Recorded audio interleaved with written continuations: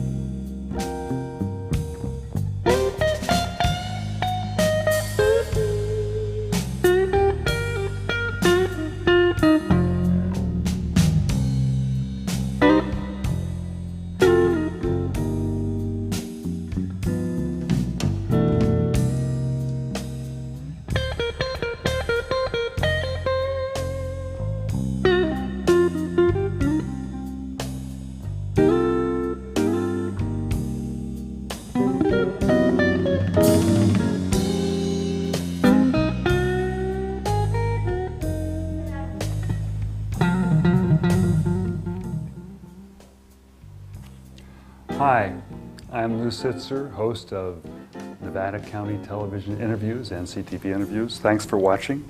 Today we are going to begin a celebration, for at least here at NCTV, of the 50th anniversary of Sierra Nevada Memorial Hospital.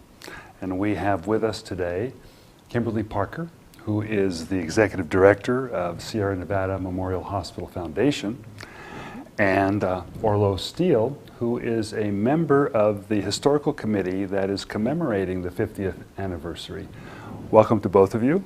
Thank you. Thank you. Nice to be here, Lou. It's great to have you. And we're going to learn a lot about the history of the hospital. And we're going to be doing it in 3 parts. This is the first of a 3-part series, starting way back when. So, Kimberly, why don't you give us a little bit of an introduction as to how the idea of planning for this yearly celebration is taking place? Well, the hospital, as we started to think about the 50th anniversary about a year and a half ago, we were trying to determine what we wanted to do. And one of the decisions that was made was this was a very important year and we wanted to celebrate throughout the entire year. So there's going to be a whole variety of things that happen, and the piece that we're here to talk to you today, which is really the fun and interesting part that's going on right now, is we've been doing a lot of exploration and research into the history not only of the hospital, but as Orlo is going to talk about today, early health care in Western Nevada County. And we came up with so much information that we broke it down into 3 separate pieces. And it's not only our ability to come out and be on your show and talk about this at other places within the community, but we're also going to have a physical exhibit, and we're going to have some print information, and really ways that the community can share, a lot of historical interest, in this topic with us. And then throughout the year, of course, we'll do fun things. We're going to have some small events. The foundation does a number of events that we're going to commemorate the 50th. We'll be doing Silver Ball next November, and that will be kind of our gala for the 50th anniversary. And we're really working hard to find big and small ways that our community can help us celebrate. I know when I think of the hospital, I think of more than 50 years, and I think that we're going to be learning about the origins of, as you say, of medicine in Nevada County. Orlo, what brought you into this? What got you interested? I wasn't able to say no to an old fraternity brother of mine by the name of Dr. Jerry Angove, who was the president of the foundation, but we go way back together, and he asked me to participate. And your family has had, we were talking earlier in the show, roots in the community for a long time. Yes, since 1942. And so you've, in a sense, followed the development of the hospital as well as other facets of the community. Yes, there's several photographs you'll see in this segment, which people are probably unaware of, but I remember as a young boy were very active. So in beginning to sort of uncover the history of the hospital, what paths of research did you pursue? Well, first of all, we're indebted to a lot of the local historians, people like Bob Wyckoff and everything else, who has written extensively on this subject. And of course, so most of our research, and we have a very active committee who have gone out, and we just kind of compiled all of this together, both in terms of photographs, and people have been very, very helpful and generous with their own collections and have contributed to this effort. So we just tried to pick out kind of samples for each of the periods as this evolved.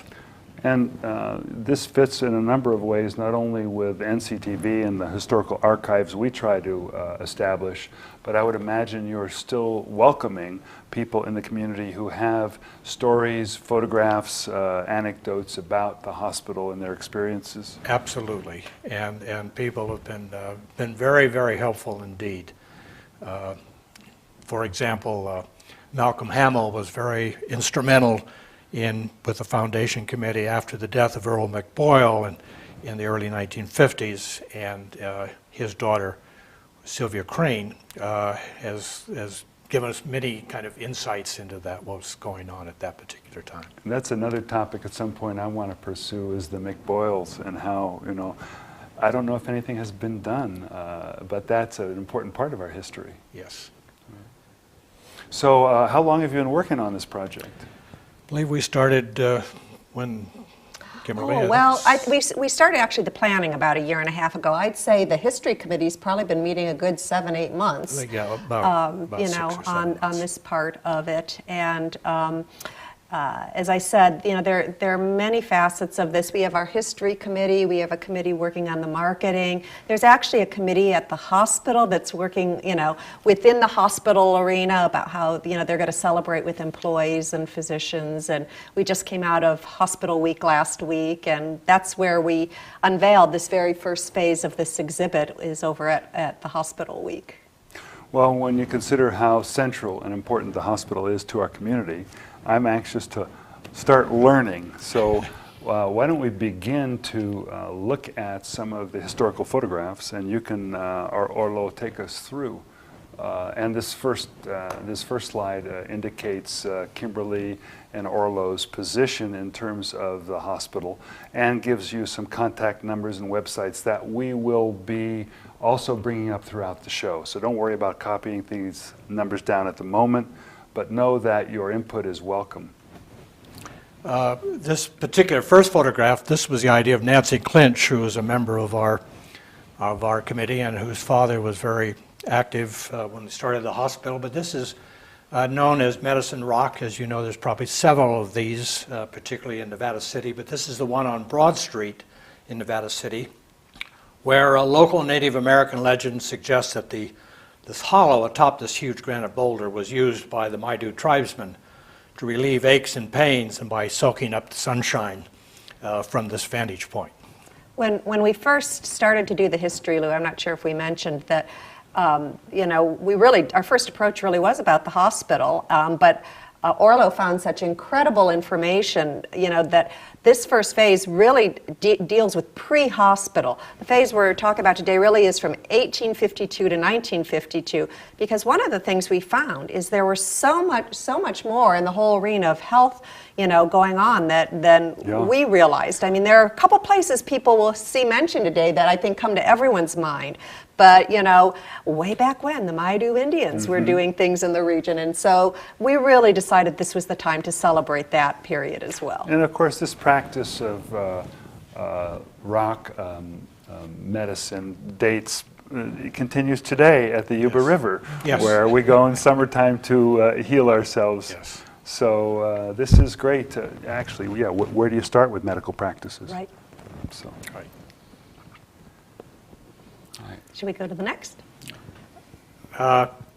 This gentleman that's photographed here, it was an early physician here in Nevada County.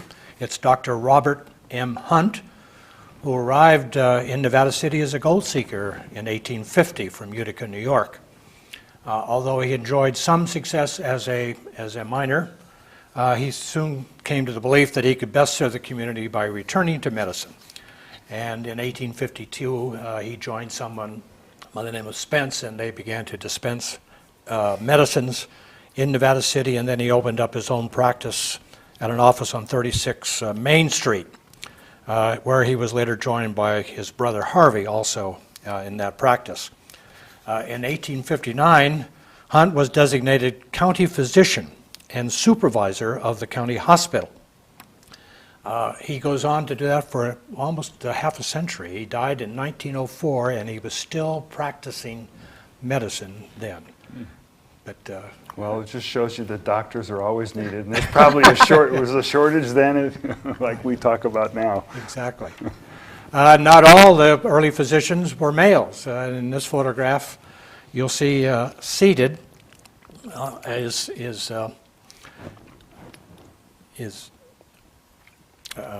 Nellie Chapman. Mm-hmm. And she's there with a friend, Molly Colby, and she was one of the first dentists here in the city. Actually, she was married to a dentist who went off to the Comstock when most of his clients went over to follow the Silver Lode. And so she had been assisting him. She got her own dentist license and became the first female dentist here in the Pacific Coast as well as in California. Wow. And there was also a Dr. Pfizer from trained in Germany who came here in the 1850s as well. So it wasn't a place just to find gold. It was a place to start a new life, right, in a way. And in a directory that went back, we found that early as 1855, right where the Nevada Theater is today, there was also a small clinic there, and it was headed up by a doctress there as well. So didn't give the name. This is Dr. William McCormick. He was 36 and already an established medical profession when he came west in 1849. He arrives in Grass Valley and becomes one of the longest standing physicians in Grass Valley and a very prominent member of the community there.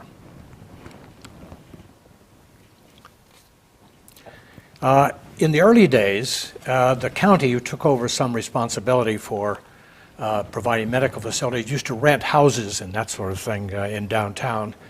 This is one of them next, as you'll see, next to the Hotel de Paris. Hotel de Paris. So they weren't always in the best parts of town and usually in high rent. And so they eventually discontinued this practice and built their own. So which town? That's Nevada City. Because I haven't seen the Hotel de Paris before. No. And so this is a great photograph. And and this comes from Ron Sturgill's collection, there was also, you'll find in the directories, there was an Ile de Paris in Grass Valley in later years. So I don't know if it became a chain or not. But Right. So we should continue with this. This is beginning to look familiar now. Yes. Now this is one that'll be familiar to a number of people. They moved their hospital to this location, which is up in Willow Valley Road, about 3/4 of a mile from the center of town.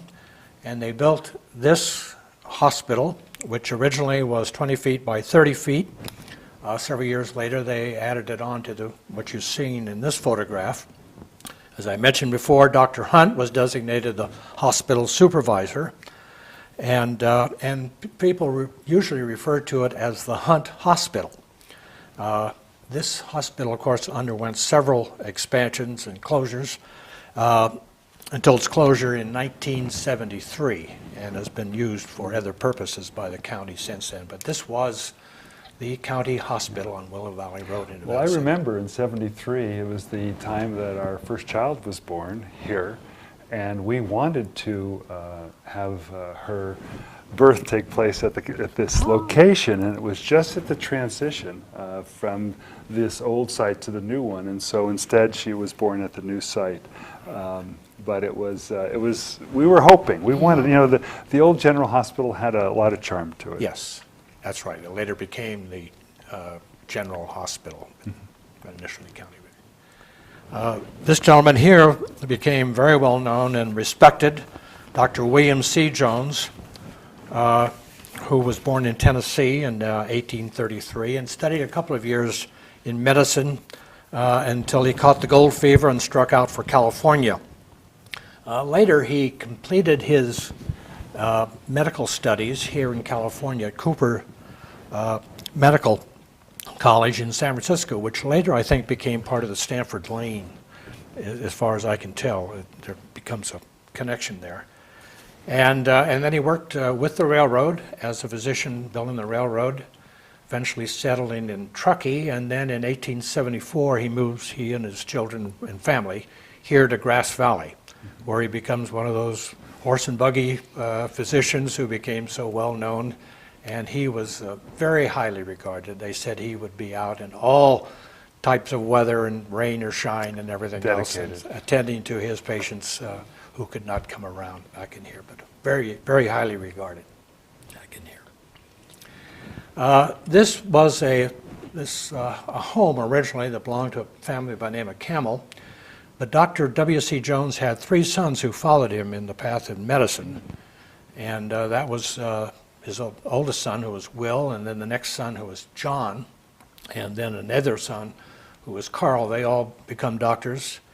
And Dr. John bought this property, which is on Church Street in Grass Valley, in 1907. And actually, it was about 1905, I think, he bought it. And then they converted it into a hospital known as the W.C. Jones Memorial Hospital. Today we know it as the Swan Levine Bed and Breakfast Inn. Right, where Howard and Peggy reside. Exactly. Absolutely. Yeah. But this became a hospital and continued as a hospital up until I think it was 1968. And it really hasn't much changed No. in its appearance. No, and in fact, there are parts of the house that they still have original pieces in. And down at the St. Joseph's Cultural Center in the Grass Valley Museum, they have a lot of the original, pieces down there as well. And Peggy's been very, very wonderful about letting, people see those. The operating room, white tiled, still is there. Yes, exactly. Right. Back in here. It's no longer an operating room. No. Right. Before we turn to this next photograph, let me just say that Dr. John, who really ran the hospital, was a very, very fine physician and was known for his skill, and also the first one to introduce x-rays here in Nevada County. Sadly, however, he goes on a holiday at the old Del Coronado Hotel outside of San Diego, dives into the Pacific Ocean, hits the sand, and he has permanent damage to his spinal cord. Ooh.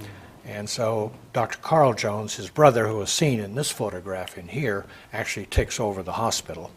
And Dr. John lives on until 1917, but dies at a fairly early age. But that was right at the height of his career. He suffered a injury that kept him bedridden virtually the next of the time.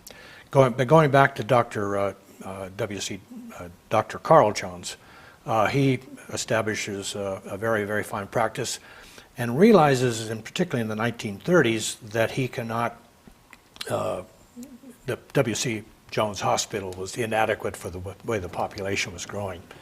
And so he has a dream of building a new hospital, and the person here in this photograph, who is Earl McBoyle, shares that dream, and together, the two of them, and along with a Judge Zook from San Rafael, California, form a corporation which is known as the Grass Valley Memorial Hospital Corporation. It's the forerunner of the Sierra Nevada Memorial Hospital, but it's then Grass Valley Memorial.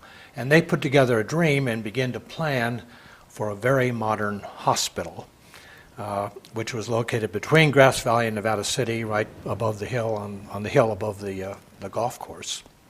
And as you know, Earl McBoyle was a mining engineer who kept faith in the Idaho-Maryland property, which he gains control of in the mid-1920s, by 1926, I think, and then they developed and eventually becomes a $40 million profitable mine, and he was a great philanthropist and always remembered his roots, and he wanted to share some of that wealth with the community and put it in, and joined Dr. Jones with this plans for a memorial hospital, and they do put that together.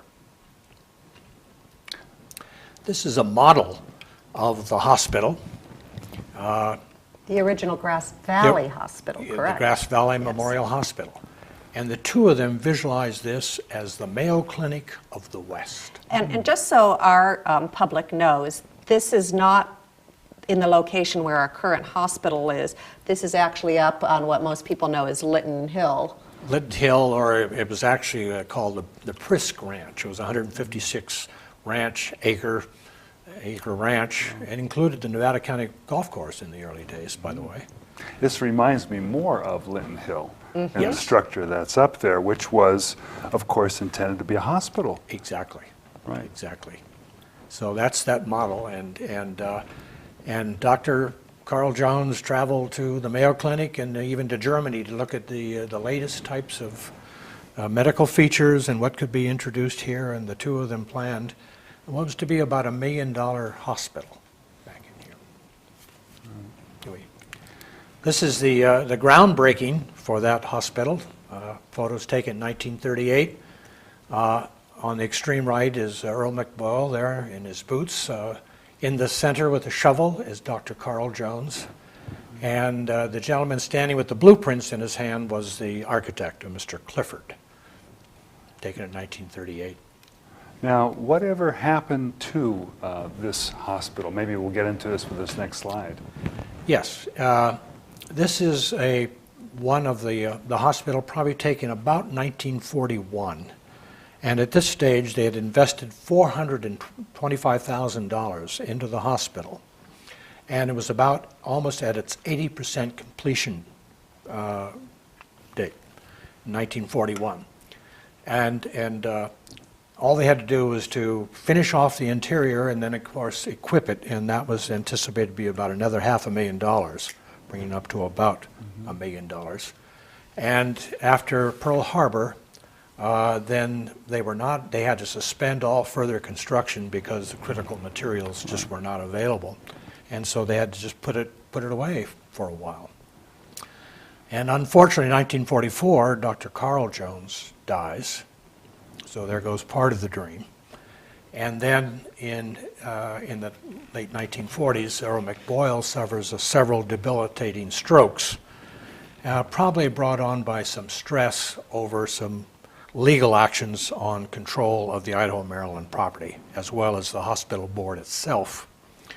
Eventually, he dies in 1949, and frankly, that just kind of sucked all the air out of the whole dream at that particular time.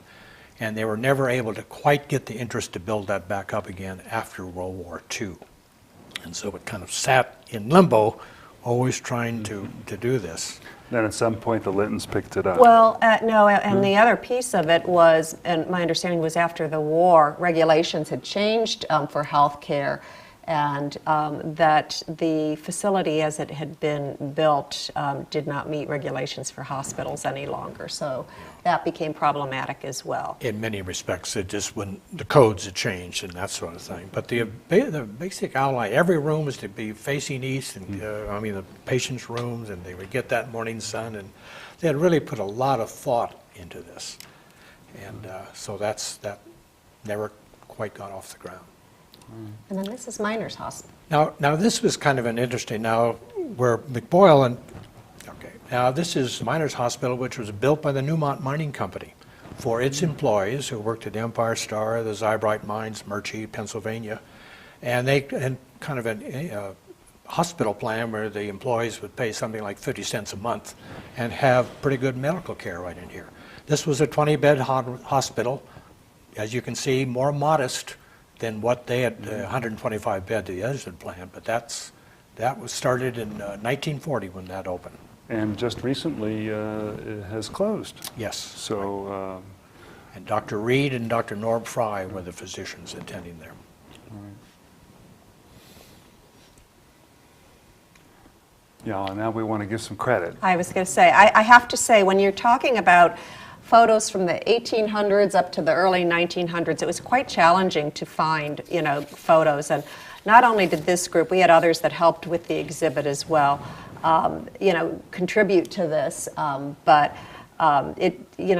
We were finding things in old articles, et cetera. You couldn't always find the original photos. So we really do want to give credit to the people who've helped us out on this.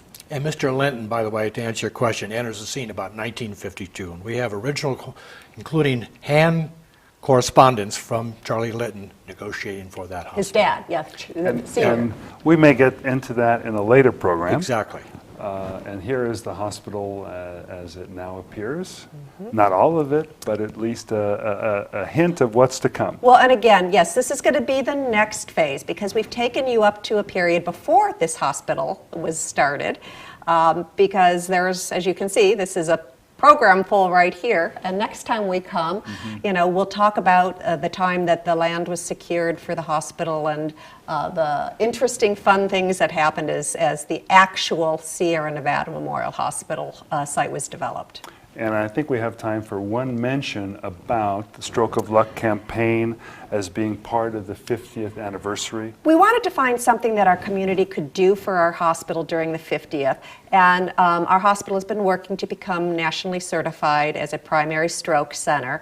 And as Orlo mentioned, we lost Mr. McBoyle, and to stroke, and it all just seemed like a beautiful fit. So we are raising $100,000, of which we are a little over 50% of the way through both big gifts and small gifts, and hope to finish that campaign over the next few months so that by early to mid-fall that we will be all set up and our hospital can become nationally certified as a primary stroke center, which is not only an incredible benefit for our hospital, but an incredible benefit for our community as well. Well, I want to thank you both, Kimberly Parker, Executive Director of Sierra Nevada Memorial Foundation, Orlo Steele. It's a pleasure to have met you, and I hope that you'll both be back. I know that you'll both be back to continue the series about the hospital. I want to thank Gail Woodman and Marilyn Blom, volunteers, Bill Carquest, our engineer, in helping with today's program. We thank you for watching and supporting NCTV. Please continue to do so. We'll have more coming. Thank you.